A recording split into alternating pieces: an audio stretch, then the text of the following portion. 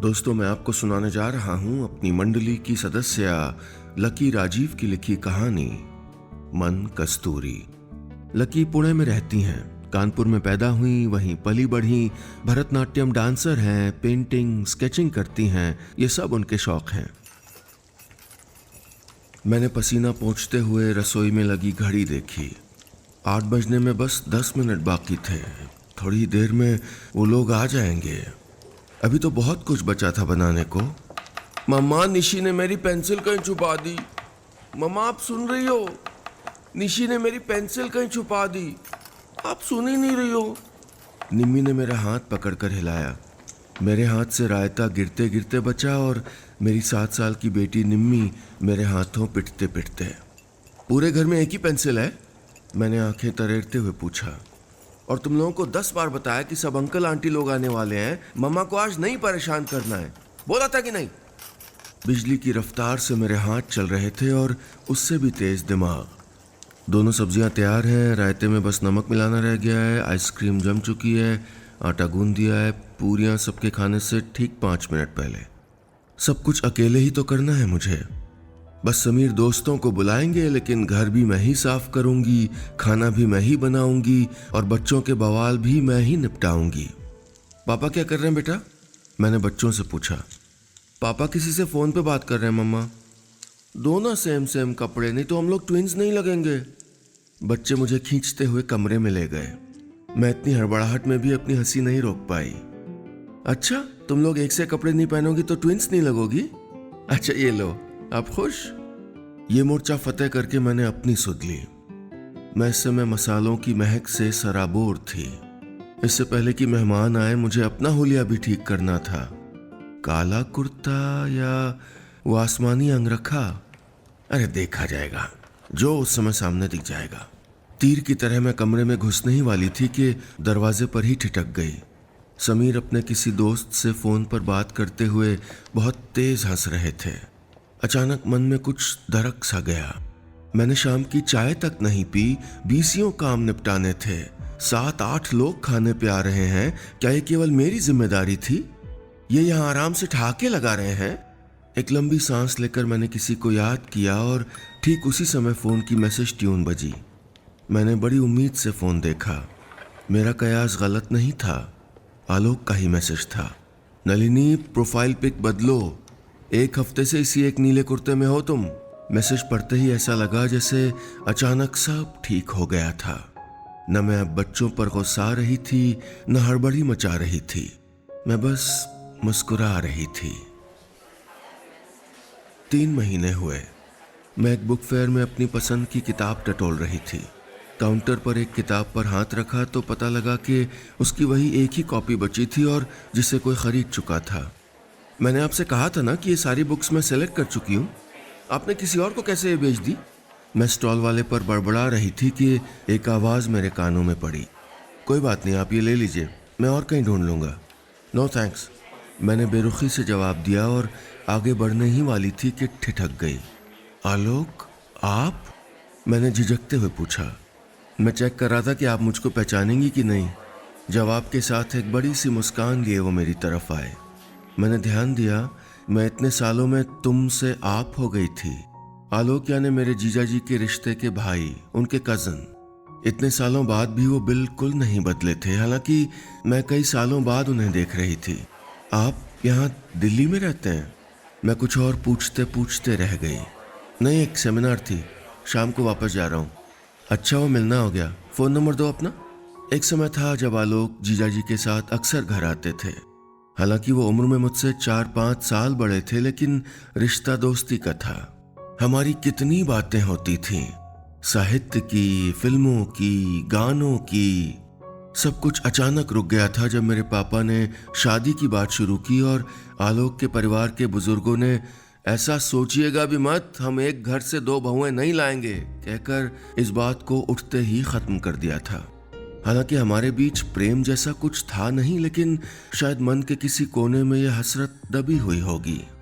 कौन नहीं चाहता कि उसको ऐसा जीवन साथी मिले जो उसके मन को समझता हो, उसे जानता हो, उसका दोस्त हो। उस दिन बुक फेयर में उनसे मिलने के बाद कुछ दिनों तक तो गुड मॉर्निंग, शुभ दिन जैसे चलताऊ मैसेज आते जाते रहे। फिर धीरे धीरे हम खुलने लगे थे और मैं फिर आपसे तुम हो चुकी थी। एक कविता गुनगुना रहा हूं सुबह से, तुम सुनोगी? नलिनी, ये कहानी पढ़ के बताओ कैसी है? ऐसी बातें मुझे एक लहर की तरह भिगो जाती थी और अपनी उबाऊ दिनचर्या में मुस्कुराने की वजह दे जाती थी। वो अपने परिवार, अपनी पत्नी, अपने बेटे की बातें बताते और मैं भी। समीर को तो अपने ऑफिस, अपने दोस्तों की दुनिया में और कोई नहीं चाहिए था। समीर अक्सर शहर से बाहर टूर पे रहते थे और अगर यहाँ हो भी तो सुबह ऑफिस जाना, शाम को एक हाथ में रिमोट और दूसरे हाथ में मोबाइल लेकर सोफे पर पसर जाना। इन सब में मैं थी ही कहाँ। बस घर के काम, बच्चों को पढ़ाना, रिश्तेदारी निभाना और हर दिन थोड़ी और चिड़चिड़ी होती जाना।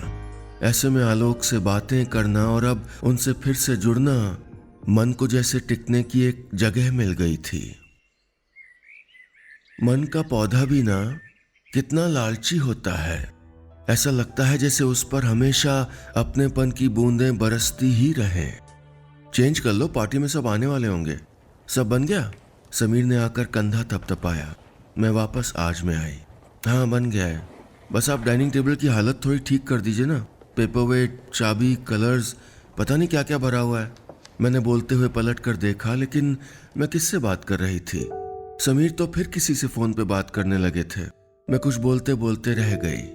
समीर अपने अलावा किसी के बारे में नहीं सोचते और वहीं आलोक को देखो तो कितना काम करवाते हैं घर का। समीर को मतलब ही नहीं किसी बात से, बस सब हो जाए समय से। मैंने झुंझलाते हुए फिर से घड़ी देखी। बाप रे, आज सब गड़बड़ हो जाएगा। मेहमानों के जाते जाते रात हो गई थी। पूरा काम समेट कर, बच्चों को सुलाकर मैं जैसे ही कमरे में पहुंची, समीर अकेले बैठे हंस रहे थे।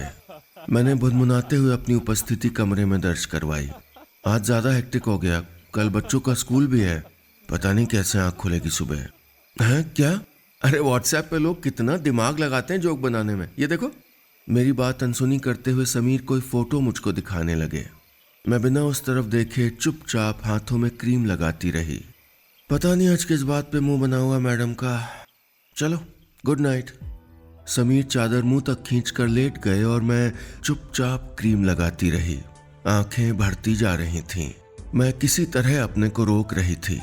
फोन देखा, मम्मी की मिस्ड कॉल्स थीं और बहुत सारे मैसेजेस के बीच आलोक का भी मैसेज था। कैसी रही पार्टी? इम्प्रेस कर दिया मेहमानों को? मन अचानक भर आया। कितने खुशमिजाज और कंसर्न्ड हैं आलोक। सो गए क्या आप? अपने को रोकते हुए भी मैंने लिख दिया। नहीं, गाने सुन रहा हूँ। क्या हुआ? 5 मिनट बाद जवाब आया। इस वीकेंड आपके बच्चे का बर्थडे आ रहा है ना? हेल्प करेंगे घर में या बस फोटो खींचते रहेंगे? मैंने ये पूछते हुए जैसे अपनी दुखती रग पर हाथ रख दिया। अरे क्यों नहीं कराऊंगा हेल्प, घर से निकाल नहीं दिया जाऊंगा। वैसे क्या हुआ, मूड ऑफ लग रहा है? अच्छा, एक गाना भेज रहा हूँ, सुन लो। मैं भरी आंखें लिए भी मुस्कुराने लगी। कितनी अच्छी तरह मुझे संभाल लेते हैं आलोक। बस इतना ही बहुत है मेरे लिए कि इतनी दूर रहकर भी कोई मुझसे क्या हुआ तो पूछ लेता है। बगल में लेटे समीर को देखा, अलमस्त, लापरवाह, बेफिक्र। मैं लेटने लगी थी कि तब तक एक बार और मैसेज ट्यून बजी। मेरी मम्मी का मैसेज था। तुमको फोन किया था, उठाई नहीं। यही बताना था कि आज दवा वाला कोरियर आ गया। मैं चौंक कर सीधे होकर बैठ गई। मम्मी की दवाएं, वो भेजना तो मेरे ध्यान से उतर ही गया था। यानी समीर ने भेज दी थी। चलो, रिश्ते की सूखी डाल पर एक आध पत्ती है जो अभी भी हरी है। मैं सुबह पार्क में टहलते हुए जोड़ों को बड़े ध्यान से देख रही थी। एक अंकल आंटी धीरे धीरे चलते हुए हर थोड़ी देर में रुक जाते थे। फिर अंकल ने आंटी का हाथ पकड़कर चलना शुरू किया। दोनों इस बार रुके नहीं। कुछ सोचकर मेरी आंखें भर आईं। ऐसे ही तो चलती है जिंदगी एक साथ, बिना थके, बिना रुके। कभी हमारा कपल भी तो था इसी तरह, साथ टहलना, मूवी जाना, एक ईयरफोन से ही पास बैठकर गाने सुनना।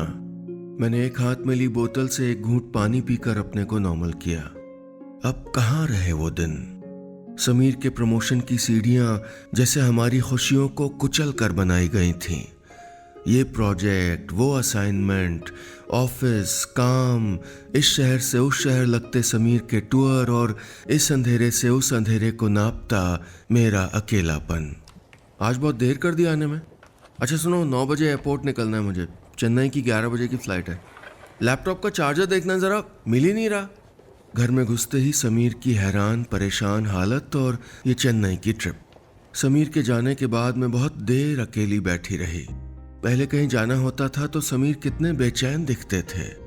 बात बात पे तुम परेशान नहीं होना किसी बात के लिए, बच्चों का वैक्सीनेशन आके करवाता हूँ मैं। अकेले कैसे मैनेज करोगी दोनों को? या फिर मन करता है नौकरी छोड़ दूं यार। क्या काम करे इंसान बीवी बच्चों से दूर रह के। और अब कोई फर्क नहीं। अचानक मैसेज ट्यून बजी। आलोक का मैसेज था। तुम्हें वो नीली बरसाती वाली लस्सी की दुकान याद है? अरे वही 8 रुपए में 1 गिलास और बिना बर्फ 10 रुपए। मैंने हंसते हुए जवाब दिया। हाँ, जिससे आप और जियाजी लड़ लिए थे। आलोक कोई और किस्सा बताते जा रहे थे और मैं हंसती जा रही थी।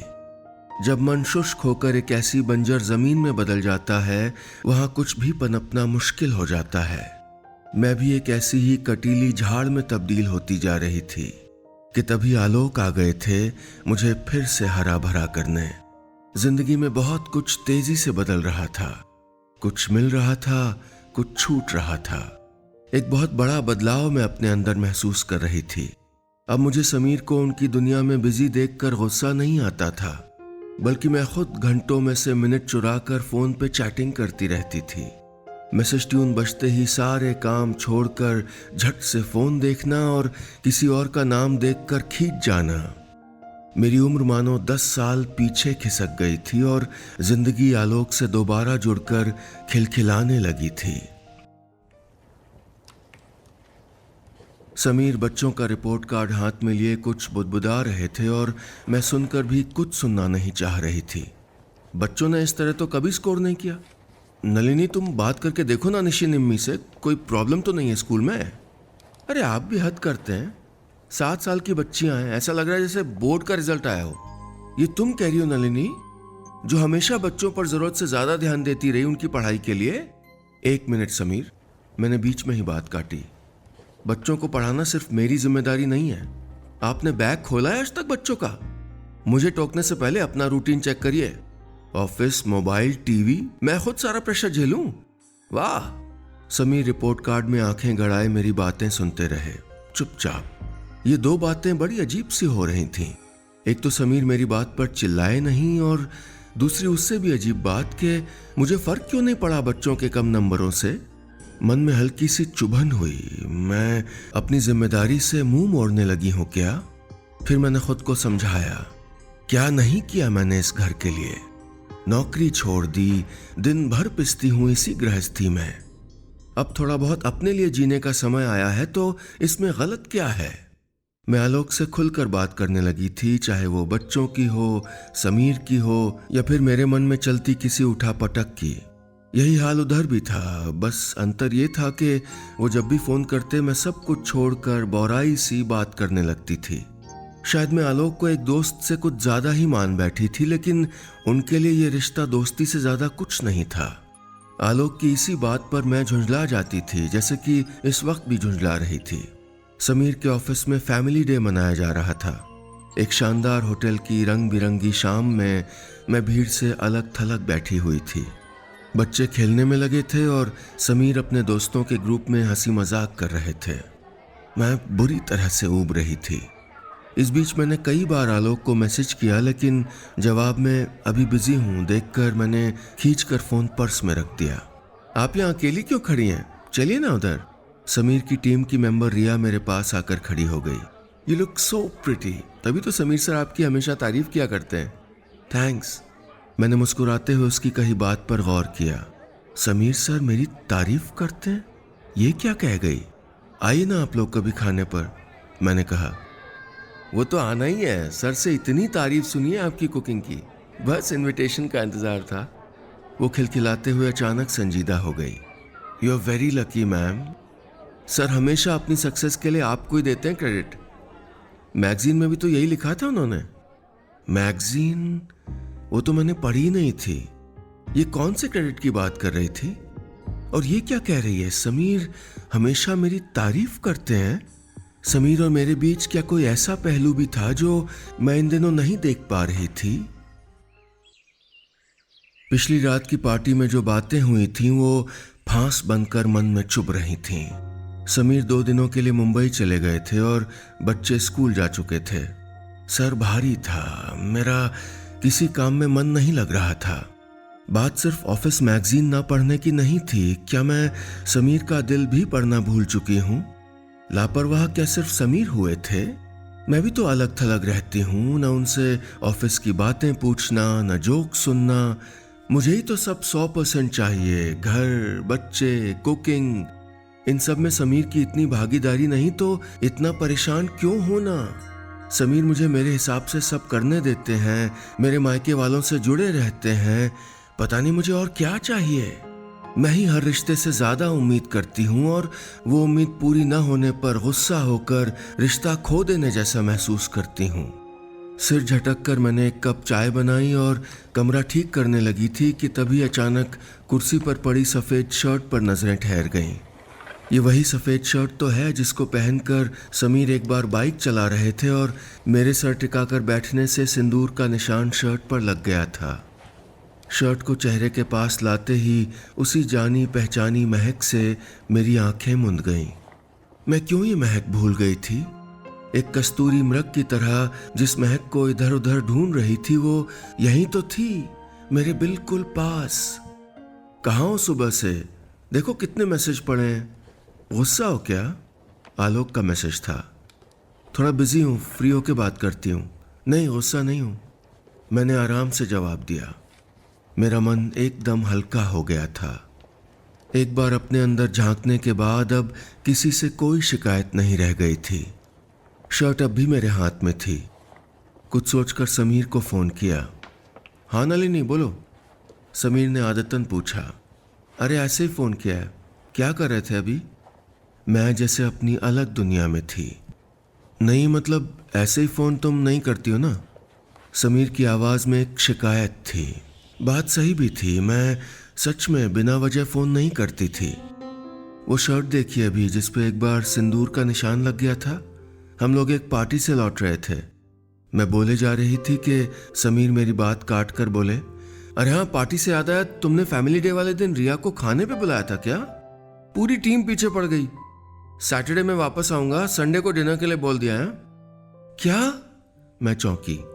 एक बार मुझसे पूछ तो लेते, कितना काम हो जाएगा। अरे वो तुम चिंता मत करो, सब हो जाएगा, मैं संभाल लूंगा, मैं हूं ना।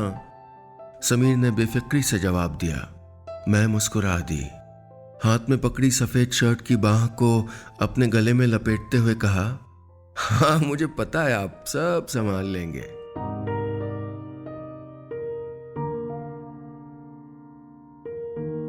बस इतनी सी थी ये कहानी।